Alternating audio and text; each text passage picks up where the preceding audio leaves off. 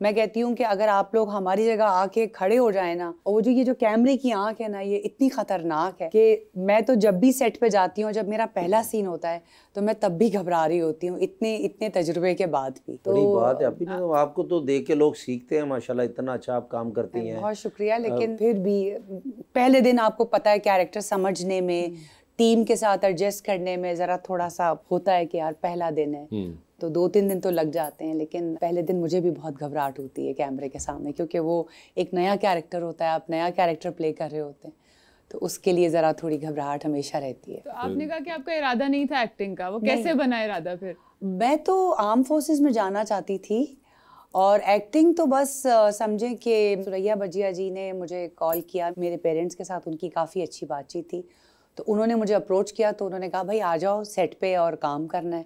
तो वो मेरे से कुछ ज़रा बदतमीजी हो गई थी वहाँ सेट पे। मैं जब गई हूँ तो पूरा दिन गुजर गया, कोई सीन ही नहीं हुआ, तो मैंने तो अपने कपड़े उठाए, गाड़ी में डाले और मैं तो निकल आई। तो भजिया ने तो मुझे इतना डांटा कि ये क्या बदतमीजी है। मैंने कहा तो मैंने पूरा दिन इंतजार किया, आपने सीन ही नहीं करवाया। तो फिर अम्मी से और अब्बू से मेरी शिकायतें की, तो फिर मैं दूसरे दिन जाके अपना काम कंप्लीट कराया। तो मैंने कहा मैं नहीं कर सकती भाई ये काम। तो आप पहले आई थी कि फैसल भाई पहले आए? नहीं, फैसल बहुत पहले आया। फैसल पहले आ गए थे, बहुत ड्रामे होंगे भी नहीं से जो आ गए। फैसल साहब ने पहले तो फिल्म की थी एक चाइल्ड स्टार भी, उसने चाइल्ड स्टार भी किया था। उसके फैसल भाई थे ने पुराने ने मुगल आजम ना जंग भी लड़ी उन्होंने। मगर जिस तरह इन्होंने कहा कि ये प्लान नहीं था, आपका भी कोई मॉडलिंग का प्लान था या हादसा ही कोई हुआ? नहीं, मेरे साथ भी हादसा ही हुआ। मेरा भी कोई प्लान नहीं था ऐसे। अच्छा, आपका क्या हादसा था? मेरा भी बस यही था, पता ही नहीं चला कैसे स्टार्ट हो गया। तो तस्वीरें खींच के ले गया और आपने कहा हो तो मॉडल बन गई। क्या हो सकता है आपको किसी ने सजेस्ट किया? ये पॉइंट भी वैसे अच्छा है, हो सकता है ऐसा हो। नहीं, मगर इनमें से कौन सा था? जिसने सजेस्ट किया वो कौन है? अब वो तो अब ऐसे तो नहीं बता सकते। मेरा नंबर ले लो, व्हाट्सएप कर दीजिएगा। ठीक है, वो शो के बाद। मगर मुझे बता दीजिए, मेरी मजबूरी है जानना। सबके सामने तो नहीं ना। आंखें बंद कर लें जरा दोस्तों। कैसे बनी मॉडल आप? मैं जानना चाहता हूँ। बस मैंने भी कोई मतलब ऐसा कुछ सोचा हुआ नहीं था, बस स्टार्ट लिया तो इतना अच्छा चल गया, तो मैंने कहा इसको कंटिन्यू करें। इंस्टाग्राम पे पिक्चर्स लगाई आपने, टिकटॉक्स बनाए, क्या किया? वैसे मैंने इंस्टाग्राम से स्टार्ट लिया था सबसे पहले अपना। अच्छा। तो इंस्टाग्राम से काफी कुछ मैंने सीखा। फिर आपको लोगों ने अप्रोच किया कि आप हमारे ब्रांड के लिए? ये कमाल है, वैसे हमें तो आज तक कभी ना किसी ने इंस्टाग्राम से अप्रोच किया। अरे इंज दा फेस भी तो ले आओ ना। ये अच्छा था। बड़ा प्यारा फेस साडा चाहिदा फेस है। तुम तो कोई ब्याह ते बुलावे ते कार्ड ते लिखा अंदर रोटी नाल लेके आनी। देख लीजिए रहमा जी किस किस्म की मेरे साथ होती है। वैसे मैं ये कहती हूँ वैसे अब जिंदगी लोगों के सबके लिए जो अपकमिंग जो आ रहे हैं हमारे आर्टिस्ट, उनके लिए बड़ी जिंदगी आसान है। पहले इतनी आसानियाँ नहीं थी कि जी इंस्टाग्राम पे आपने पिक्चर्स लगाई, और पहले तो बड़ा थ्रू प्रॉपर चैनल चलना पड़ता था, आपको एक्टिंग के लिए ऑडिशंस देने पड़ते थे, फिर स्क्रिप्ट की, फिर डायलॉग डिलीवरीज, बड़े फेजेस से गुजरना पड़ता था। अब तो लाइफ बहुत इजी हो गई है। हाँ जी, ऐसे ही लाइफ इजी हो गई हुई है। आपको लगता है लाइफ इजी है कि नहीं? ऐसी भी बात नहीं है। मुझे लगता है हर चीज में आप मेहनत करते हो, मेहनत करके आप यहाँ तक आते हो। ऐसा भी नहीं है कि बस मैंने इंस्टाग्राम पे पिक्चर डाली और आज मैं ऐसा नहीं हुआ था?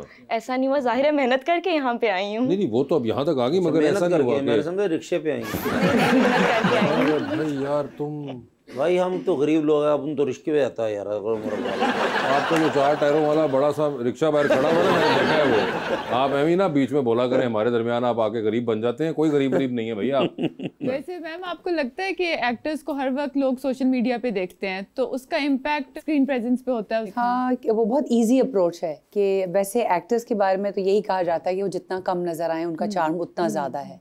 तो इंस्टाग्राम पे ऐसा है कि अब हर चीज़, बीमार भी हैं तो लगा रहे हैं, कहीं जा रहे हैं तो भी लगा रहे हैं, तो वो एक हैबिट सी बन गई है। तो लोगों के लिए, जो पब्लिक है, उनके लिए एक बड़ी नॉर्मल सी बात हो गई है। तो उनके लिए वो चार्म शायद इतना ज्यादा नहीं रहा। मतलब it's a part of media कह सकते हैं, it's a part of acting कि इंस्टाग्राम पे पिक्चर्स नजर आती हैं और आपको अपनी पॉपुलैरिटी की जरूरत पड़ती है। तो आई थिंक। और आप ये स्विच आसानी से कर पाई हैं कि नहीं? स्विच एज इन ये जो इंस्टाग्राम वाली और सोशल मीडिया वाली जो एक नई लाइफ है, जिस तरह आपने बताया कि उसमें मुझे तो नहीं आता था, मुझे तो कुछ भी नहीं आता था। मैं तो अपने बच्चों से सीखा कि भाई ये किस तरह करते हैं, क्या करते हैं। मगर अब आप कर लेती हैं? अब मैं कर लेती हूँ। और अब मैं बिल्कुल रवानी से वासिफ भाई को भी इंस्टा नहीं चलाना आता, फिर उन्होंने ड्राइवर रखा और वो मेरे से शो पे बैठ गया।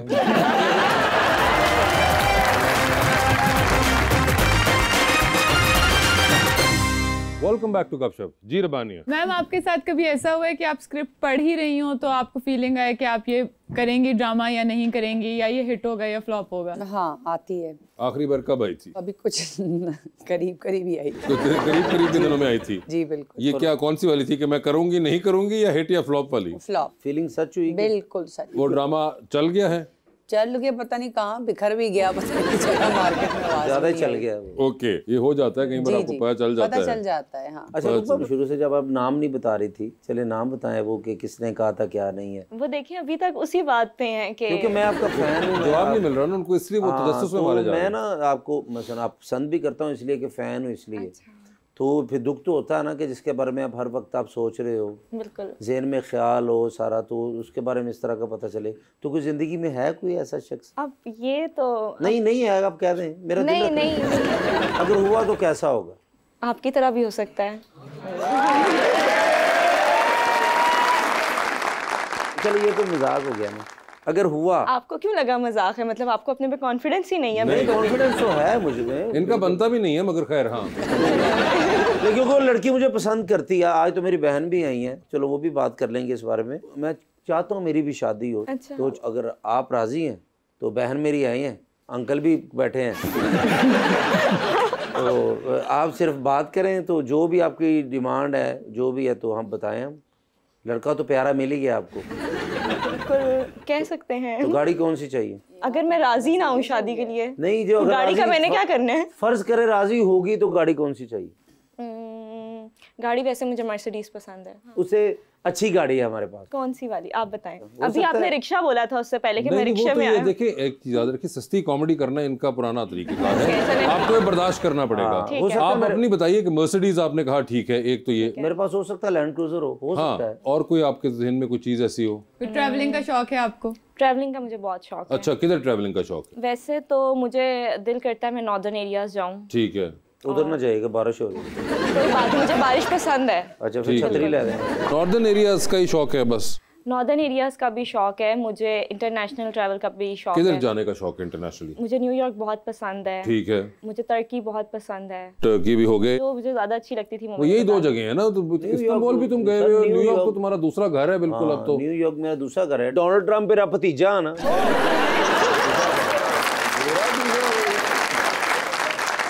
न्यूयॉर्क वगैरह तो हम जाते रहते हैं, वो तो कोई इशू नहीं है। चले अच्छी तो बात है। टर्की तो बस यही आपने कहा कि कोई ज्यादा इतनी सेट ऑफ चीजें तो गाड़ी नहीं भी मांगी। जो आपने कहा वो गाड़ी है, भी हो गई और उससे दो बस बड़ी है। जगह हैं सिर्फ, दैट्स इट। हाँ कोई इशू नहीं फिलहाल है। आपको देख के मैंने यही बोला है अभी। अच्छा मुझे देखिए, क्या मतलब इनको देख के ये, क्या आप शक्ल के हिसाब से डिमांड बताती हैं?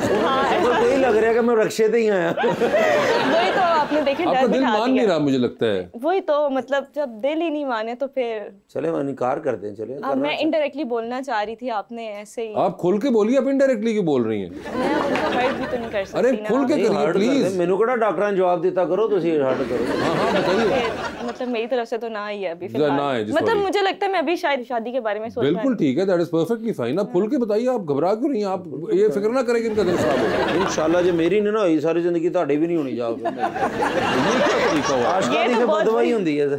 ये कौन सी बात, ये गलत बात है। देखिए उनका जो भी इमोशन है वो एक्सप्रेस कर रही है अभी मुझे आपको। समझ नहीं आती कि हर लड़की मुझे रिजेक्ट करती है, तो आप मुझे थोड़ा सा मशवरा दे भाई समझ के कि क्या मैं कहूँ इनको, मुझे समझ नहीं वो आता। कहेंगे पहले मैं लड़के के लिए ढूंढ रही हूँ, तुम भी बीच में आ जाओ लिस्ट में, मैं किधर किधर जाऊँ? भाई यूं पहले मेरा हक है, वो तो भी छोटा पहले है। हाँ भाई अच्छा भाई ये का भी सही। एज के वाइज कैटेगराइजेशन हो चुकी है। बस अभी इंसान मेरा- अच्छा होना चाहिए, शक्ल सूरत तो वक्त के साथ खत्म हो जाती है। ये आप इनके बारे में कह रही हैं या असल में हम लोग देख रहे होते हैं कि बहुत कोई गुड लुकिंग हो, गुड लुकिंग की चौकीदारी कौन करेगा सारी जिंदगी?